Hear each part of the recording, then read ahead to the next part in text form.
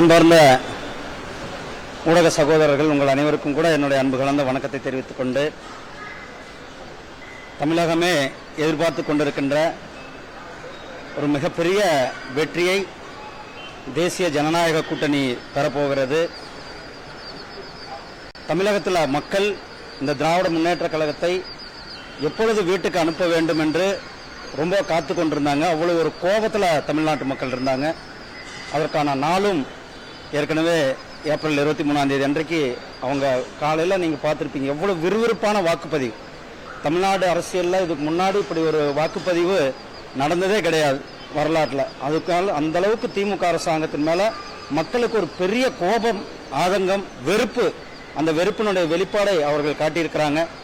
அதுதான் நம்ம 4ஆம் தேதி அன்றைக்கு மிகப்பெரிய ஒரு வெற்றி பெற்று தேசிய ஜனநாயக கூட்டணியானது மிகப்பெரிய ஒரு வெற்றி பெற்று தமிழ்நாட்டு மக்களுக்கு வளர்ச்சியை, டபுள் இன்ஜின் சர்க்கார் என்று சொல்லக்கூடிய மத்தியிலும் ஆட்சி, மாநிலத்திலும் ஆட்சி, அந்த ஒரு மிகப்பெரிய அளவில் வளர்ச்சிக்கு அடித்தளம் இடுகின்ற ஆட்சியை தமிழக மக்கள் விரும்புகிறார்கள்.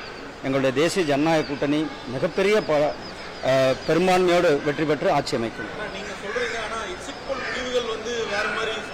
ஆனால் எக்ஸிட் போலில் நீங்கள் பார்த்துருப்பீங்க, பல எக்ஸிட் போலில் பல கருத்துக்கள் எங்களுடைய தேசிய ஜனநாயக கூட்டணி வெற்றி பெற்று ஆட்சி அமைக்கணும் தான் சொல்லியிருக்காங்க. இருந்தாலும் கூட நாம் மக்கள் உங்களுடைய எல்லாரும் அவங்களுடைய இதுக்காக அவர்களுடைய ஒரு வாக்கு நல்லபடியாக செலுத்தியிருக்கிறார்கள். திமுக கிட்டிருந்து மாற்றத்தை வேண்டும் என்று அதை ஏப்ரல் 4ஆம் தேதி வரலும் நம்ம பொறுத்து தான் பார்க்க வேண்டும்.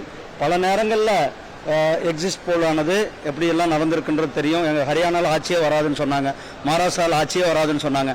ஆனால் அதையெல்லாம் தாண்டி ஹரியானாவிலும் மகாராஷ்டிராவிலும் மிகப்பெரிய ஒரு வெற்றியை எங்களுடைய தேசிய ஜனநாயக கூட்டணியானது பெற்றது. அதனால் சகோதரர்களே, நாம் இவ்வளோ நாள் வெயிட் பண்ணீங்க, இன்னும் 2 நாள் தான் இருக்குது, நம்ம 2-3 நாட்கள் தான் இருக்கிறது.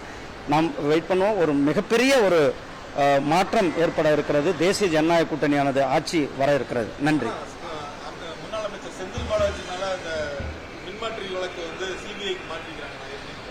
நீங்க பாருங்க, ஊழல்வாதிகள் எப்படி இங்க ஆதிக்கம் செலுத்தி கொண்டிருக்கிறார்கள் என்பது, இந்த தேர்தலில் கூட அவர்கள் எப்படி ஆதிக்கம் செலுத்தினார்கள் என்பதை பார்த்தோம்.